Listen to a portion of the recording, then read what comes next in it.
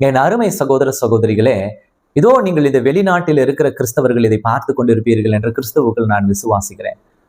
ஒருவேளை நீங்கள் அங்கிருந்து தமிழ்நாட்டில நீங்கள் பார்த்த ஊழியத்திற்கோ, இல்லை நீங்கள் வளர்ந்த ஊழியத்திற்கோ, நீங்கள் அன்பு செலுத்துகிற ஊழியத்திற்கோ பாரப்பட்டு நீங்கள் செய்கிற காரியத்தை குறித்து ஒருவேளை உங்களுக்கு ஒரு மன ஐயம் இருக்கக்கூடும்.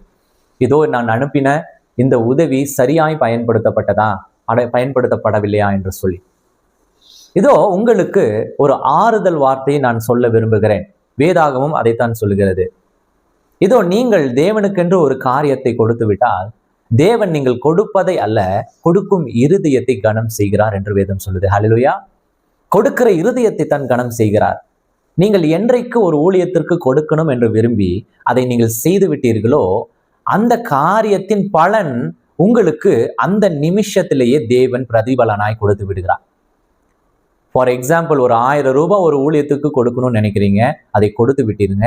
அந்த பணம் அந்த ஊழியனை சேருவதற்கு முன்பதாகவே நீங்கள் கொடுக்க வேண்டும் என்று சொல்லி அந்த கனத்துக்குரிய இருதயம் இருந்துச்சு இல்லையா, அந்த கனத்துக்குரிய இருதயத்தின் பலனை தேவன் உங்களுக்கு பிரதிபலனாக இரட்டிப்பாக 3 மடங்காக உங்களுக்கும் உங்களுடைய பிள்ளைகளுக்கும் கொடுத்து விடுகிறார்.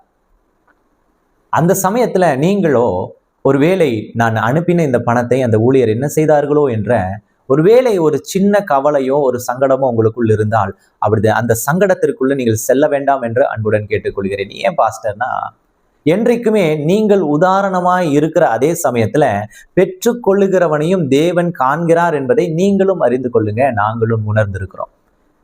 இதோ அங்கிருந்து நீங்கள் செய்கிற எந்த உதவிக்கும் உங்களுக்கு பலன் உண்டு. அதே சமயத்துல பெற்றுக்கொள்ளுகிற உதவியிலிருந்து செய்யக்கூடிய காரியத்துல உண்மை இல்லை என்றால் அதற்கான தண்டனையும் உண்டு.